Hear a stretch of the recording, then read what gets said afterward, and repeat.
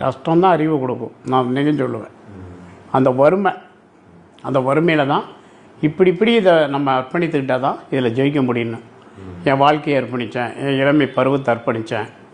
என் பொழுதுபோக்கு அம்சங்கள், beach, cinema போய் பார்க்கணுன்னு ஆசை இருக்கும். ஒரு நடிகரை பார்க்கணும், ஒரு அரசியல் கட்சி தலைவரை எல்லாத்தையும் அர்ப்பணித்தேன்.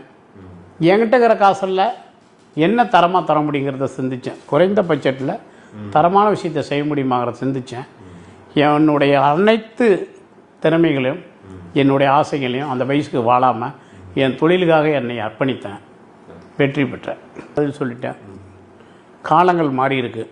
அன்றைக்கி உழைச்ச கடினமான உழைப்பு இன்றைக்கி மனம் சீக்கிரம் தோண்டு போயிடுறாங்க. அவங்களுக்கு வயசு கையில் நிறையா இருக்குது. போகிற இன்வெஸ்ட்மெண்ட்டோட தனக்கு தெரிந்த தொழிலை செய்யுங்க, தெரிஞ்சுக்கிட்டு செய்யுங்க.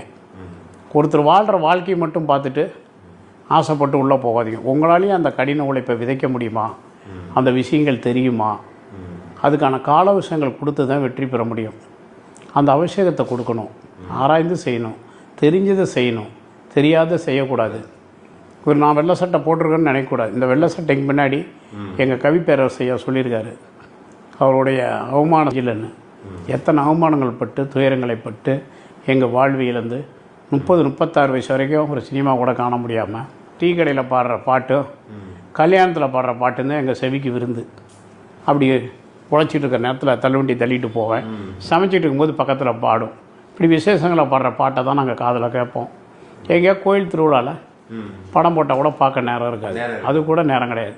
இரவு தள்ளுவண்டி கொண்டு போய் கொடுத்து எல்லாமே செய்தியாக தான் இருக்கும் எங்களுக்கு. இப்படிலாம் அர்ப்பணித்து தான் நாங்கள் வந்திருக்கிறோம். இது இளைஞர்கள் புரிந்து கொள்ளணும். நம்ம வெற்றி பெற வேண்டுமென்னா அதுக்கான நேரங்காலங்களையும் அது மேலே கவனத்தையும் செலுத்தி கண்ணும் கருத்துமாக இருந்து